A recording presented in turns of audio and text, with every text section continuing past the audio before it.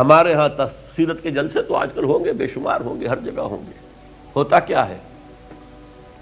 آپ کی عظمت بیان ہو رہی ہے، آپ کی کالی کملی کا تذکرہ ہو رہا ہے، آپ کی سرمئی آنکھوں کا حسن بیان کیا جا رہا ہے، آپ کی زلفوں کی یہ ہے، یہ تو نہیں ہے،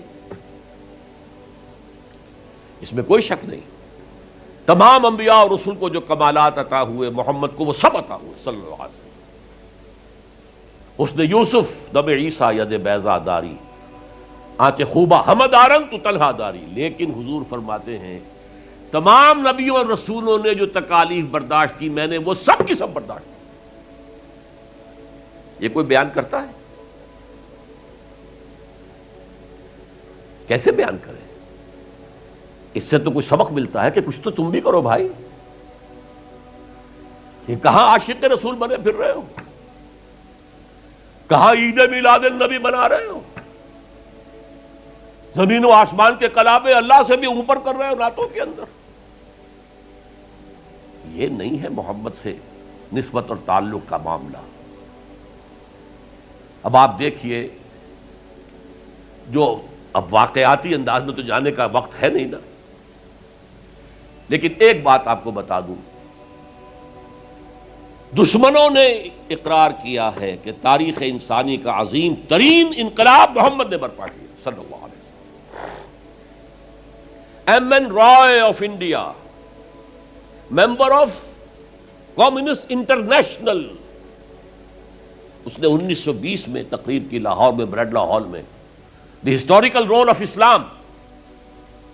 وہ کتاب اب بھی انڈیا میں چھپتی ہے.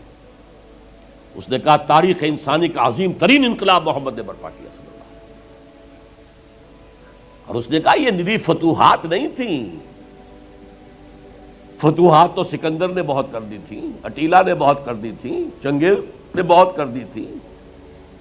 وہ بروٹ فورس تھی، وہ وحشی قوت تھی. اور محمد کی فتوحات اور ان کی امت کی فتوحات سے نئی تہذیب دنیا میں آئی، نئی روشنی دنیا میں آئی، نئے علوم ایجاد ہوئے، دنیا منور ہو گئی. بہت عمدہ کتاب ہے ہسٹوریکل رول آف اسلام. 1980 کے قریب کتاب چھپی امریکہ میں، دی 100 a selection and gradation of the 100 most influential personalities of human history. تاریخ انسانی کا دھارا بہتا ہے، ہم بھی اس میں بہ رہے ہیں، جدھر بہ رہا ہے ہم بھی بہ رہے ہیں. چلو تم ادھر کو ہوا ہو جدھر کی. کچھ لوگ ایسے ہوتے ہیں کہ جو دھارے کا رخ بدلتے ہیں. بہنے والے تو سب ہیں، لیکن اس دھارے کے رخ کو بدلنے والا کوئی ہوتا ہے. تو ڈاکٹر مائیکل ہارٹ نے پہلے 100 آدمیوں کا انتخاب کر لیا جنہوں نے تاریخ کے دھارے کا رخ موڑا ہے. سلیکشن، پھر گریڈیشن.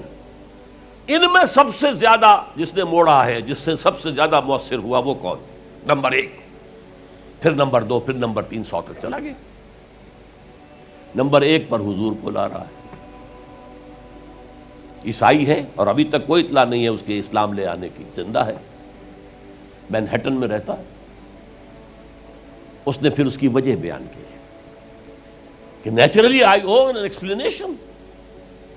جیسس کو جسے خدا مانتے ہیں اسے نمبر 3 پہ لے گیا، حضور کو نمبر 1 پر. اور جواب کیا دیتا ہے؟ ایکسپلینیشن کیا ہے؟ This is because he is the only person supremely successful in both the religious and secular fields.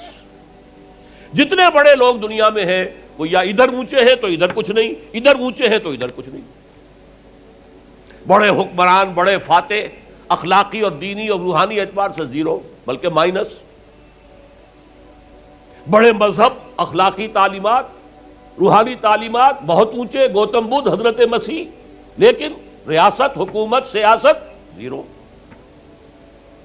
ایک ہی شخص ہے، ایک شخص ہے. کتنی بڑی سچائی اس کے قلم سے نکلی ہے. دی اونلی پرسن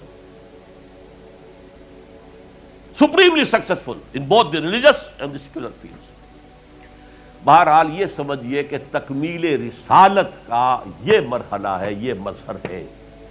اگر حضور نے اس کو قائم کر کے نہ دکھایا ہوتا تو کہا جا سکتا تھا کہ ٹھیک ہے جی نظام تو بڑا اچھا ہی ہے، لیکن یہ انہونی بات ہے، بھلا کوئی بات ہے؟ سید القوم خادمہم، قوم کا سردار خادم ہوتا ہے، شاعری ہے یہ، اچھا شعر کہہ دیا ہے، لیکن محمد نے وہ نظام قائم کیا جہاں ابو بکر اور عمر خادم تھے، چٹائیوں پر بیٹھتے تھے، پیوند لگے ہوئے کپڑے پہنتے تھے، رات کو گشت کے دوران کسی عورت کے کراہنے کی آواز آئی ہے، پتہ کیا، معلوم ہوا کہ درد ذہ میں ہے اور کوئی اٹینڈ کرنے والا نہیں ہے، فوراً گھر گئے، اپنی بیوی کو لے کر آئے، فرسٹ لیڈی، اور اس نے مڈ وائف کا کام کیا ہے۔ ایک اور جگہ دیکھا بچوں کو رونے کی آواز آئی، پوچھا کیا ہے؟ ماں نے کہا کہ میرے پاس کھانے کو کچھ نہیں ہے، بچے بھوک سے بلک رہے ہیں، اور میں نے یہ صرف ہانڈی چڑھا دی ہے چولہے کے اوپر کے دھوکہ دینے کے لیے کہ کچھ پکا رہی ہوں، تھوڑی دیر میں روتے دھوتے سو جائیں گے۔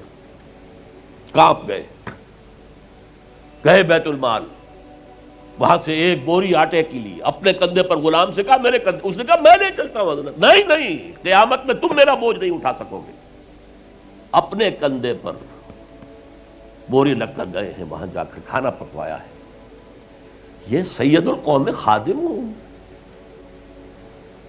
کبھی دیکھی تھی دنیا نے یہ بات؟ قائم کر کے دکھایا، نوع انسانی پر حجت قائم کی ہے، مائیکل ہارٹ نمبر 1 پر لا رہا ہے، آپ غور کیجئے۔ ایچ جی ویلز کی بھی اب وقت نہیں ہے میرے پاس، میں نے وہاں تقریر کے اندر پوری واضح کی یہ بات، اس کی شہادت، حالانکہ وہ شاتم رسول ہے، حضور کو گالیاں دی ہیں اس نے، بالکل رشدی کی طرح، اور تسلیمہ نسرین جو ہے بنگلہ دیش کی اس کی طرح، لیکن ایک اعتبار سے گھٹنے ٹیک کر حضور کی مدح کرنے پر مجبور ہے۔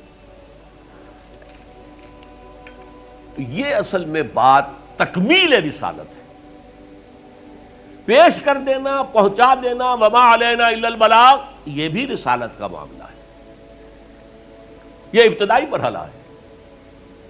اس نظام کو قائم کر کے دکھانا، انقلاب برپا کرنا، اس کو چلا کر دکھانا، چاہے وہ 30 برس رہا، لیکن دنیا کا کوئی دوسرا نظام تو ایک دن بھی قائم نہیں ہوا۔ جس ڈیموکریسی کا خواب والٹیئر اور روسو نے دیکھا تھا، ایک دن کے لیے بھی نہیں آئی۔ یہ تو کیپٹلسٹ کی ڈکٹیٹرشپ ہے جسے جمہوریت کہا جا رہا ہے، جمہوریت کہاں ہے؟ It's the dictatorship of the capitalist. Billionaire نہ ہو تو آپ الیکشن کیسے لڑیں گے؟ عام آدمی الیکشن لڑ لے گا۔ دیو استبداد جمہوری قوام پائے کو، تو سمجھتا ہے یہ آزادی کی ہے نیلم پری؟ ہم نے خود شاہی کو پہنایا ہے جمہوری لباس، ابلیس کا ایک مشیر کہہ رہا ہے، ہم نے خود شاہی کو پہنایا ہے جمہوری لباس، جب ذرا آدم ہوا ہے خود شناس و خود نگر، آدمیوں میں اپنے حقوق کا ذرا احساس، اور یہ احساس محمد نے پیدا کیا صلی اللہ علیہ وسلم۔ اس کے تحت انہوں نے کہا اچھا وہ انسانی حاکمیت ٹنوں کے حساب سے فرعون کے سر پہ رکھی ہوئی تھی، گندگی، اب ہم نے کیا کیا، وہ تولا تولا سب میں بانٹ دو، گندگی تو گندگی رہے گی، نجاست تو نجاست رہے گی۔ انسانی حاکمیت ایک شخص کی ہو، انسانی حاکمیت پوری قوم کی ہو، کفر ہے، شرک ہے۔ بہرحال تکمیل رسالت کا ایک پہلو یہ ہے، اس کی مثال میں آپ کو دے دوں، نام چونکہ پہلے بھی 2 مرتبہ لے چکا ہوں، سقراط کا شاگرد بھی اور شارح بھی، سقراط کی اپنی کوئی کتاب نہیں ہے، وہ معلم تھا بس، اس کا فلسفہ بیان کیا ہے افلاطون نے، اور پلیٹو نے کتاب لکھی دی ریپبلک۔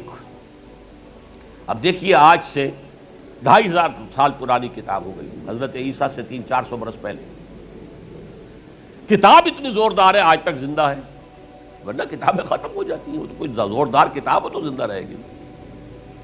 نقشہ پیش کیا ایسے ہونا چاہیے، نظام حکومت ایسا ہونا چاہیے، فلاں ایسا ہونا چاہیے، فلاں ایسا ہونا چاہیے، لیکن وہ نظام ایک دن کے لیے بھی دنیا میں کہیں قائم نہیں ہوا،